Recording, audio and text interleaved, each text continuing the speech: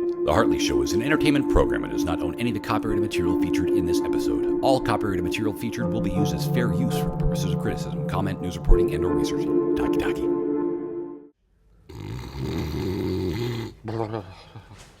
Hartley. Hartley. Hey, what's wrong with him? Oh, he was up all night on working on Legends. Oh. Okay, today on the Hartley Show, Hartley is going to be interviewing me, Chris saying, hey ya.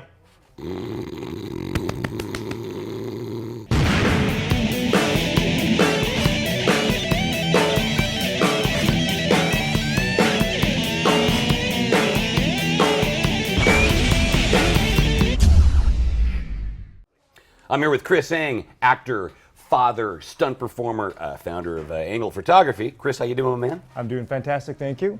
So let me ask you, what out of those titles I just expressed as you, that was good English, huh? What do you identify more with?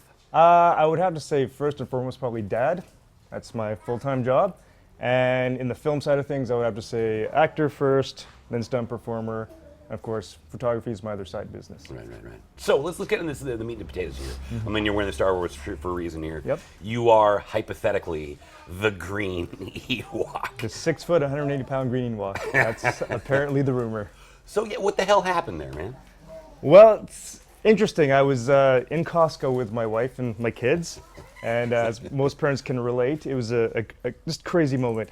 The 10-month-old's going crazy, Lucian's not listening, he's 5, and my wife's asking me what kind of yogurt we want. So, of course, insane. Then my phone goes off, and I take a look, and it's a forwarded email from my agent that says, this is Jason Ward from the making of Star Wars, wanting to know if your actor Christopher Ang is, in fact, the green Ewok in The Force Awakens.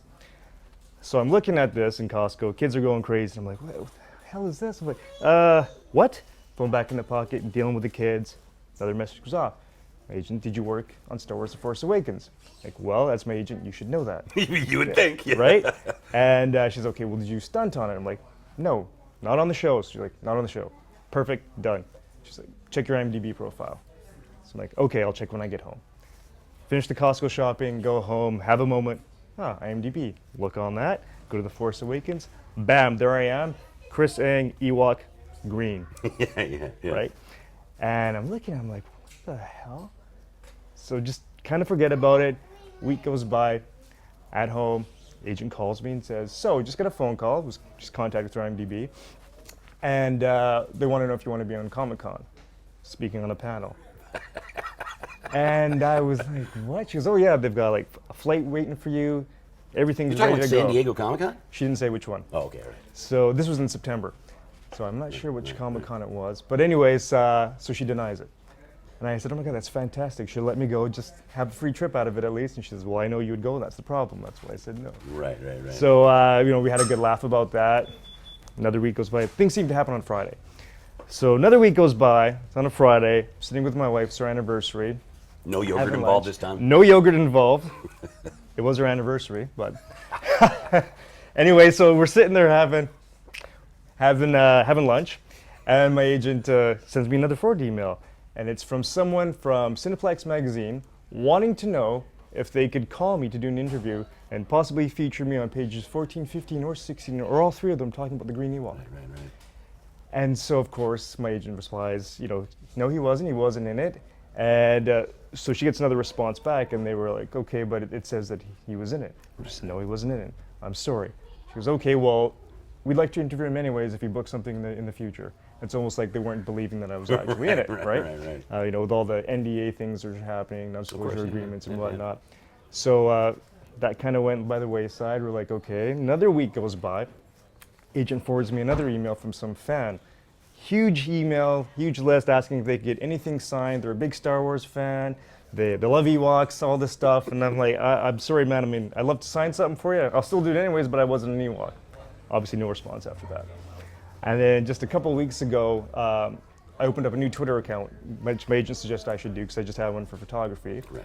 And literally within 2 hours of opening that account, I get contacted by someone from Jack FM, and all they said was, hey man, want to know if you want to be on our morning show next week. I was like, I'd love to, sounds good. He's like, okay, how about Tuesday between 9:30 and 10? I said, sounds good to me, but if you're asking about the Ewok, I wasn't the Ewok. No response after that. So that's kind of last where we left off. Right. So of course, my wife's been having a kick out of this, and she gets on her phone and she starts Googling my name and the Green Ewok. So we find this website from Making of Star Wars, which the guy that contacted me first, Jason Ward, and he has basically written, I guess what would you call it, a blog or whatnot regarding the Ewok. Fans wanted to know, is there a Green Ewok? So he was there to, find the truth. Right. So he's got in big bold letters that no, he was not the Green Ewok. We don't know how it got on there from agent. Right. Then goes on to talk about possible connections of how it could be an Ewok. They go into looking at my IMDb profile, saying, okay, he's worked for Lawrence Kasdan and Dreamcatcher. And of course, Stefan Fangmeyer worked on that, who was the head of Industrial Light and Magic back. I don't know if he still is or not. Worked on Godzilla, stunted on that. Gareth Edwards is apparently having something to do with Rogue Squadron.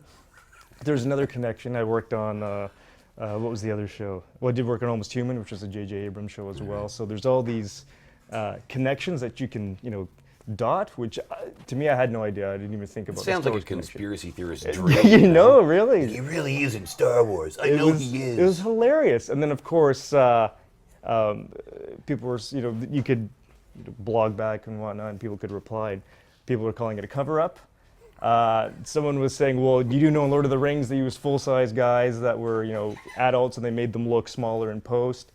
They theorized that I was a puppeteer, perhaps, and maybe because of a stunt resume, it was physically demanding, and somehow I was puppeteering a Green Ewok. Right. Some other things. There's a whole bunch of things. There's another website that came up with a character name saying maybe I'm guarding the burial of Darth Vader. A 6-foot Ewok with a spear. So it's been pretty entertaining, pretty interesting. So maybe the lesson learned here is the power of having an IMDb Pro account plus the rampant fervor of fanboys equals madness. Pure madness. And you are an actual Star Wars fan. I am a huge Star Wars this fan. was a thing you already owned. I own this. I own like 5 Star Wars shirts. Well, which one out of all the movies? Which one was your favorite Star Wars movie? Ooh, It's no brainer, isn't it? Don't we all have the same favorite Star Wars movie?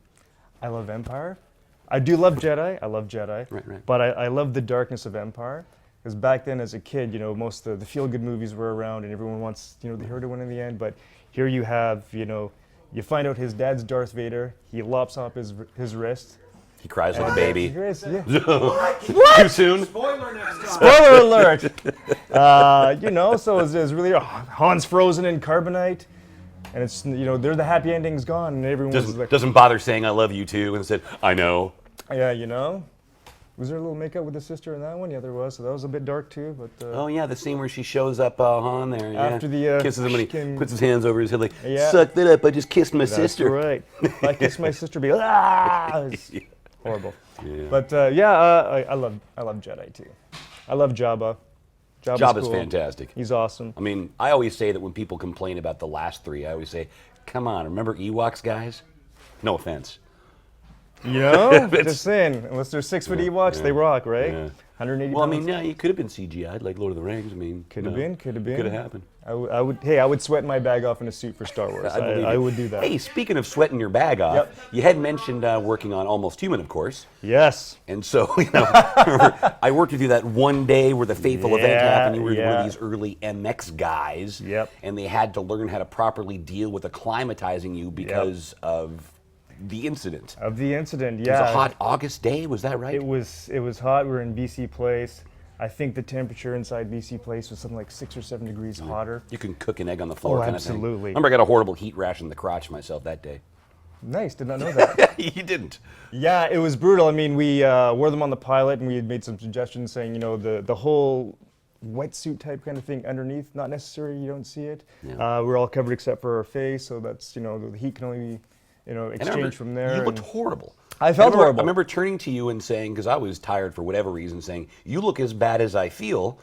And then next I hear Chris has gone home because he's fainted or He's something. going down. Yeah, I remember standing there and I was talking to another MX and he was complaining of starting to feel hot. He's like, if I fall down, I'm taking this out, I'm taking this light out, I'm going to just mess up this whole production. And I'm just looking, yeah, man, yeah. Things just started closing in, and I just heard someone yelling, "He's going down!"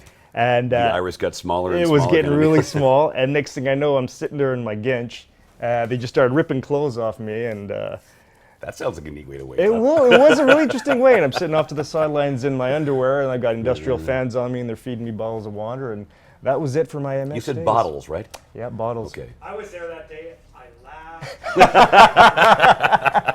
I'm sure you did. It was pretty funny. Good time. Yeah, I was there for quite some time, sitting off to the side, no idea what was going on, and they said, "You can go home now." And okay, cool. And then, of course, from that point on, everybody that did the gig after you Yeah. got better treatment. Better But you never did it treatment. again at that point. I right? never did. I was you the, got it like the a stunt pioneer. role or an actor An role, is that actor right? role as a Unicop. Yep. So yeah, I had this little small role as an actor cop. Then of all the rewrites, they rewrote it. And, Unicop is uniform cop for the unknown out there. but like most of the things in Almost Human, they rewrote the all the episodes, and I was replaced from a half white guy to a full white guy. In a completely different episode. So That doesn't sound like Hollywood at all. you know, right? So, angle photography. Yeah. You've been at that for quite some time. Why don't you tell us a little bit about what you do and maybe what drives your passion towards photography? Well, I've been at it for some time as a hobby. I got into it seriously, I guess, started about 10 years ago and really seriously given her for about the last 6. What drives me what got me into it, first of all, is we had a horrible wedding photographer, and our pictures, Right. I won't say his name, David Patterson, and the pictures sucked. They did suck, and we spent $600 on them. Oh, that sucks. And that consequently fueled my passion to actually, right. you know, I was like, well, I can do better than this kind of thing. Right, yeah. So, of course, I got into it as a hobby, and then when our son was born, our first son was born almost 6 years ago, we wanted to obviously get maternity pictures done, newborn pictures done, pictures of him.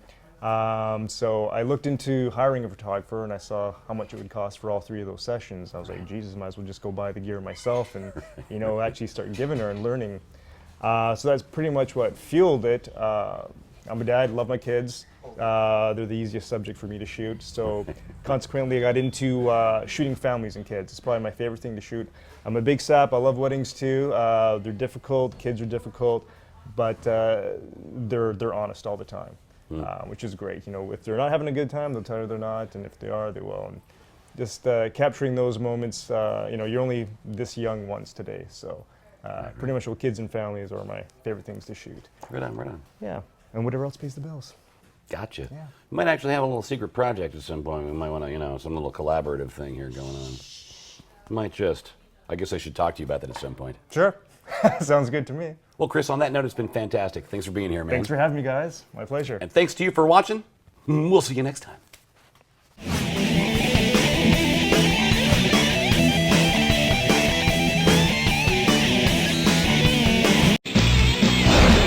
Chris and Hart, Sports Talk Super Jam!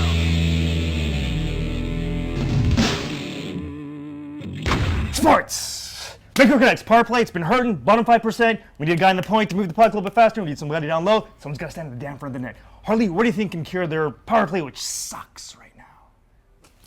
Hey, sports. Sports. Back to you, Carlo.